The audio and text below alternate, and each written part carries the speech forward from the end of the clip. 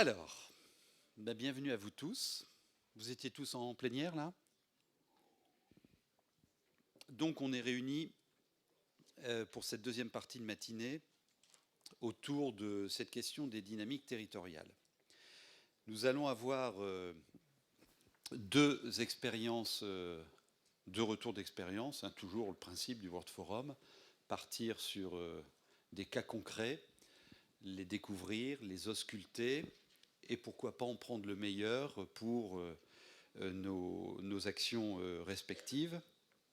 Une expérience en Norvège, l'autre aux États-Unis. Mais on va démarrer cette rencontre avec une expérience du territoire ici. En 5-6 minutes, avec Francis Courts qui va me rejoindre, bienvenue, directeur général d'Algae Natural Food.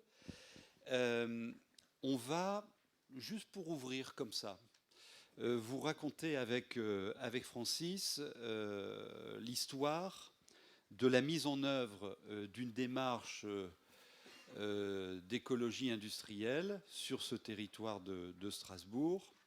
Et vous verrez qu'au travers de ce témoignage, on va déjà y entendre quelques fondamentaux des dynamiques territoriales. Et je demanderai d'ailleurs à nos deux speakers de réagir à cette première expérience et de nous donner en quelques secondes votre point de vue. OK ? Ensuite, nous accueillerons nos deux témoins.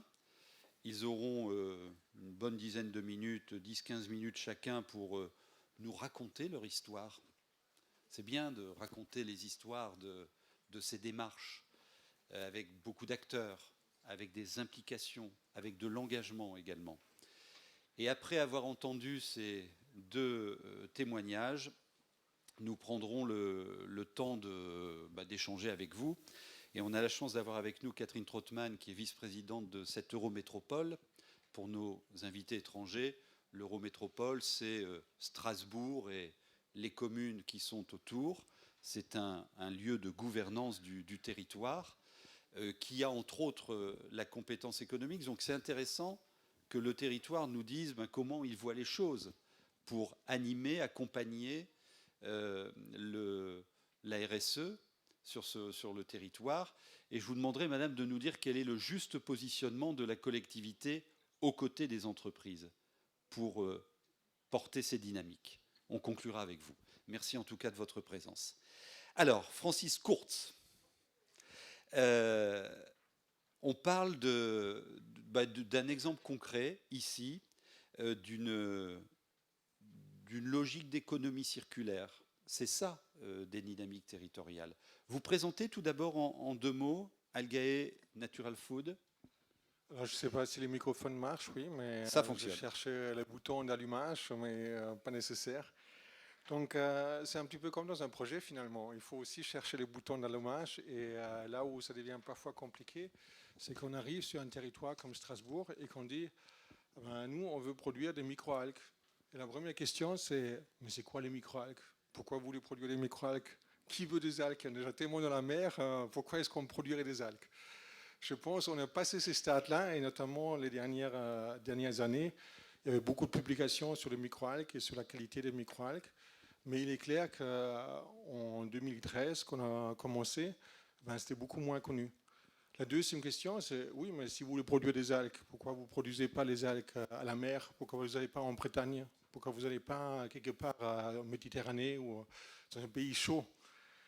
Ça aussi, ça c'est raison. Mais notre idée était de s'aligner avec une industrie. Et la première industrie qu'on a essayé, c'était malheureusement pas la bonne. On a fait du try and error et on est tombé sur une station de méthanisation sur laquelle on voulait regagner la chaleur et on voulait regagner les effluents, mais c'était une mauvaise idée. Et puis la deuxième idée était finalement la bonne. Et elle était tellement bonne qu'aujourd'hui, chaque jour, on découvre encore les bénéfices de cette alliance. Et je pense qu'il n'y en aurait pas eu quelqu'un en face de nous, comme la société Cargill, qui a vraiment pris les jeux avec nous, on ne serait pas allé aussi loin. Et en plus, on avait besoin d'appui. Donc on avait Madame Trautmann notamment, qui est ici, qui nous a beaucoup appuyé, qui nous a beaucoup aidé, et ça nous a fait franchement avancer. Alors, moi, je suis là pour essayer d'identifier les conditions d'une démarche territoriale réussie. Vous nous avez déjà dit deux choses. Un, il faut un lead, quelqu'un qui a l'idée sur la culture d'algues dont il nous parle. Il porte ce projet. Et il va voir des collègues industriels de la chaîne. La notion de leader. Sur un territoire, il faut d'abord un leader qui porte le projet. Deuxième chose que vous nous dites, c'est la connexion avec le territoire. En l'occurrence, vous allez frapper à la porte de Catherine Trottmann et qu'est-ce qu'on peut faire ensemble? Alors précisez ça. Qu'est-ce que vous demandez à la collectivité pour mettre en œuvre votre expérience d'écologie industrielle? Je pense que la chose la plus importante qui nous donne une collectivité, c'est surtout la crédibilité. Je pense que la crédibilité dans ce jeu-là, c'est tout. C'est de dire, moi, tout petit, Francis Kurz, avec mes partenaires Detlef Weber et Philippe Cronvillain, on veut faire quelque chose, mais cette chose a tellement l'air grand que peut-être pas tout le monde y croit qu'on y arrivera. Donc déjà, la première chose d'un leader, vous l'avez dit, c'est d'être résistant aux échecs, être résistant aux coups qu'on reçoit. Ouais, parce qu'il faut convaincre. Il faut convaincre. Vous arrivez avec vos petites algues, là, c'est quoi ce truc à Strasbourg, quoi. Il faut toujours se relever plusieurs fois, donc c'est pas une fois, mais c'est tous les jours, c'est motiver, être au front, risquer beaucoup de choses qu'on a connues et aller de l'avant. Et c'est là où on a besoin de la crédibilité qui nous donne une collectivité, mais aussi du support moral. J'ai rencontré M. Waltz par hasard et on a parlé des NIAC. Il a repris ces mots de NIAC. Il a dit, ah oui, la NIAC, c'est bien, c'est les collectivités qui donnent la NIAC. Moi, je pense que la NIAC, ça vient de vous. Et les collectivités le renforcent en vous faisant miroir, en vous montrant que vous êtes capable et qu'ils y croient en vous. Donc ça vous renforce dans votre croyance. Et c'est ça, finalement, qui fait toute la différence. Ça, c'est intéressant. C'est le troisième sujet sur lequel vous voulez vous brancher. Des approches disruptives comme celle-là, donc qu'on comprenne bien, vous cultivez des algues, vous allez chercher vos matières premières dans une malterie, vous développez tout ça. Je vous poserai aussi une question sur le gain économique de ce genre de projet. Mais pour aller vers des modèles économiques disruptifs comme cela, il faut donner envie. Enfin, il faut donner envie, il faut emmener. Comment on fait territorialement? Il n'y a pas de recette, je ne pense pas. Il faut y croire soi-même, je pense que c'est la première recette. Et puis, il faut être engagé dans tout ce qu'on fait à tous les niveaux, à tout moment, et surtout amener les autres avec vous. C'est-à-dire, quand je suis allé voir Mme Trautmann, j'espérais qu'elle allait nous soutenir, mais c'était loin d'être gagné. Il fallait d'abord lui expliquer les projets, lui expliquer qu'est-ce qu'on faisait, comment on faisait. Et j'ai choisi d'aller avec Cargill. Parce que Cargill nous soutenait dans cette démarche, alors que là aussi, ce n'était pas gagné. C'était grâce à Idée Alsace qu'on a eu finalement le support de Cargill, alors qu'au début, on pensait que le support d'une autre malterie à Strasbourg était beaucoup plus acquis que le support de Cargill. Et finalement, on travaillait avec les deux et Cargill était beaucoup plus vite. C'est ça aussi qu'il faut voir. C'est à tout moment, il faut faire les choix. Et il ne faut pas toujours faire les choix immédiatement, il faut parfois les faire dans un deuxième temps en gardant toutes les options ouvertes. Et je suis un fervent menteur, et ça c'est peut-être quelque chose pour votre liste, des options. Jamais se laisser entraîner dans une seule option, parce que c'est ça la perte. Garder le jeu ouvert. Alors, cet homme qui est un dingue pragmatique, je note le jeu ouvert, ça c'est important aussi. Prenez note aussi. Cet homme qui est un dingue pragmatique va chercher des partenaires. Alors pour comprendre, j'ai un peu lu ce que vous faisiez, donc il cultive ses algues et il a besoin d'eau avec des nutriments. Et plutôt que de les créer, il va aller chercher chez des partenaires industriels de l'eau qui comporte déjà ces nutriments. C'est de l'économie circulaire, ça, complètement. Est-ce que vous avez l'impression, vous êtes un industriel, vous êtes pragmatique, mais vous osez en même temps, vous y allez. Est-ce que vous avez l'impression que tout est fait aujourd'hui, je parle ici, dans notre pays, sur nos territoires, pour vous donner le droit, l'entier droit à l'expérimentation? Sortir du cadre, garder le jeu ouvert. Je pense que le premier frein à sortir du cadre, c'est les gens autour de vous, c'est vos amis, c'est votre environnement. qui ne comprend pas que vous avez du succès dans une industrie pharmaceutique où vous gagnez réellement votre vie et qu'un jour vous décidez de faire quelque chose d'autre. Et je pense que c'est la première étape à franchir, c'est vraiment se dire, moi j'y crois et je vais y aller, et coûte que coûte, je vais y arriver. Et je pense en France, on a quand même cet esprit qui est magnifique, c'est qu'il y a beaucoup d'innovateurs, beaucoup d'innovation et beaucoup d'intelligence. Et c'est facile. Je pense que ce n'est pas facile, mais je pense que la France est vraiment un territoire où les idées jaillissent.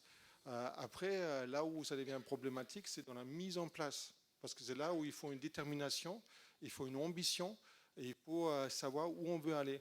Et c'est là où peut-être les Allemands sont un petit peu plus doués que les Français d'une manière générale. Et mon pays de référence, et je le dis avec beaucoup de plaisir, c'est la Suisse, parce qu'ils ont vraiment une culture de responsabilité vis-à-vis des autres, une culture de responsabilité vis-à-vis d'eux-mêmes.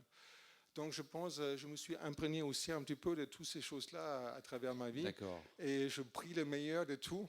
Et j'essaie d'avancer notre société dans ce sens-là. Voilà. Et tester, avancer, évaluer. Tester, avancer, step by step. Reculer, reprendre un autre chemin.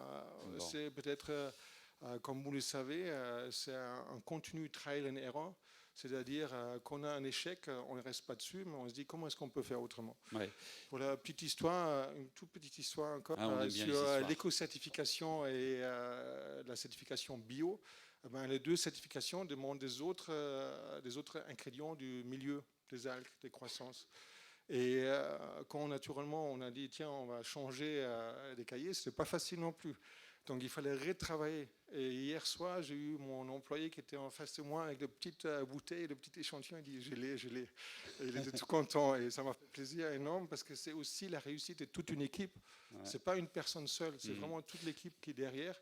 Et c'est vraiment amener tout le monde dans le bon sens et les remotiver continuellement. C'est ça qui compte. Voilà. Je vous posais aussi la question du droit d'expérimentation. Hier à Lille, on avait le témoignage de quelqu'un de Rotterdam qui met en place la troisième révolution industrielle avec la méthode Rifkin qu'a lancé le World Forum sur son territoire. Et à un moment, il nous disait, j'ai en face de moi 70 contraintes réglementaires qui me freinent dans mes capacités à innover et à agir. Donc comment vous surmontez ces contraintes réglementaires? Il faut le lire, il faut essayer de faire le meilleur. Ça, c'est peut-être mon côté belge. Il faut se débrouiller, hein, et il faut trouver le contournement. Voilà. Dernière question. C'est bien de démarrer avec une belle histoire d'ici, hein, comme ça. Et merci de nous la faire partager. Bon, tout ça pourquoi? Alors, il y a l'impact environnemental de votre boulot, culture des algues. Dans les algues, il y a des milliards de trucs bénéfiques, hein, vous ne pouvez pas imaginer. Hein. C'est quoi les cibles, les enjeux économiques et environnementaux? Alors, il y a un très grand enjeu sur notre alimentation, parce que je pense aujourd'hui on manque de protéines. Et aujourd'hui, on a un deuxième enjeu qui est donc le CO2, qui est beaucoup trop dans l'air, beaucoup trop polluant. Et les algues peuvent nous aider dans les deux voies à améliorer notre état actuel. Et c'est ça aussi notre motivation à la base, c'est de se dire, j'étais quand même pas dans l'industrie pharmaceutique pour rien, c'était vraiment pour faire du bien au monde. Et l'industrie des algues, c'est quelque chose un petit peu différent dans le sens qu'on ne va pas guérir les gens, mais on va essayer de les rendre moins malades. Mmh. Et alors l'aspect économique, création de valeur, business? Alors, on essaie de débrouiller un marché qui est pour l'instant verrouillé, c'est l'aquaculture, c'est aussi l'alimentation humaine. Et je pense que si on arrive économiquement là où je planifie actuellement d'arriver, on est en position de leader en France et probablement même dans le monde. Et c'est ça notre enjeu, c'est là-dessus qu'on travaille, c'est ça qu'on veut arriver à faire. Et je suis un homme de chiffres à la base, donc avant de faire quelque chose, je calcule. Et quand on me raconte qu'on fait du biodiesel avec les algues, je dis c'est une bonne blague, on va faire ça dans 10 ans, mais on ne fait absolument pas ça aujourd'hui. Donc notamment, j'étais sur un congrès à Cologne, à Jülich, sur les algues, et je rencontrais les leaders du marché allemand. Mes collègues étaient sur le même colloque à Paris. Et c'est intéressant à quel point aujourd'hui, ce domaine est poussé par des chercheurs et à quel point il y a peu d'industriels qui se sont engagés. Donc l'enjeu, c'est vraiment faire une industrie pour que demain, ce soit une industrie propre et une industrie qui nous aide à être plus propre. Voilà. Merci beaucoup. Alors, restez là encore quelques secondes. On peut l'applaudir pour lui souhaiter bonne chance pour son projet. Je vais demander à Joachim et Rebecca de bien vouloir me rejoindre. Je les présenterai tout à l'heure au fur et à mesure, au fur et à mesure de leur présentation. On va leur donner un moment de présentation. Rebecca Salminanouit est présidente du Greening of Détroit, elle nous vient des États-Unis. Et Joachim Aougué est CEO de Sahara Forest Project, il nous vient de Norvège, et on les entendra donc tout à l'heure. Je peux vous demander en quelques secondes, parce qu'on a déjà eu là quelques éléments qualifiants des dynamiques territoriales. Vous pouvez réagir. Have you a question pour Francis? Rebecca? One thing that I noticed, I'm an English speaker. Hello. Donc, il y a une chose que j'ai pu remarquer, et c'est qu'on peut faire un parallèle entre ce que j'ai entendu et ce que j'ai pu voir à Détroit, c'est-à-dire qu'il y a beaucoup de très bonnes idées qui dépendent en fait des personnes et des endroits, du timing et également des bonnes idées. Donc tout ça, bien sûr, ce sont des conditions nécessaires pour qu'une bonne idée puisse marcher. Et est-ce que ce sont les conditions que vous avez pu réunir qui ont fait que votre idée a pu marcher ici? Je crois que le plus important, c'est qu'il faut arriver au bon moment. En fait, ce qui s'est passé pour nous, c'est que on est arrivé trop tôt et les gens n'étaient pas prêts. Et pour le deuxième projet, heureusement, par chance, parce qu'il y a toujours un élément de chance, nous sommes arrivés au bon moment pour que les choses se fassent. Mais nous avons également découvert que l'une des clés du succès, c'est bien sûr la construction, bien sûr, des éléments de production. Nous sommes en phase de production, mais on n'a pas tout ce que l'on aurait besoin d'avoir pour pouvoir arriver au prix de production nécessaire. Oui, allez-y. First of all, I just want to compliment you for what I think. Tout d'abord, je voudrais vous féliciter pour cette excellente idée. Il y a beaucoup de gens qui disent que les algues, c'est trop nouveau, ça va prendre trop de temps, mais dans le même temps, ils oublient qu'on a 3,5 milliards de ressources. Mais donc, Starting point for your own production is a very, very good idea. When you are Donc, quand on effectue des synergies avec des technologies, il faut des compromis parfois. Et ma question, c'est ça. Quels compromis doivent-on faire pour utiliser donc ces technologies ou ces pertes? On fait très peu de compromis, je dois dire. Le plus important, c'est d'avoir un partenaire de taille importante qui pourrait un peu se débarrasser de nous un jour. Et ça, c'est une des choses qu'il faut manager, une des choses qu'il faut gérer en tant que direction, en tant que contrat, pour avoir assez de contrôle, pour être un petit peu indépendant. Aller chercher des partenaires incongrus. Dès le départ, on y va ensemble. Et donc, il y a une notion de partage de la valeur espérée dans la production que vous allez faire. Merci beaucoup pour votre témoignage. Merci. Alors ça, c'était le...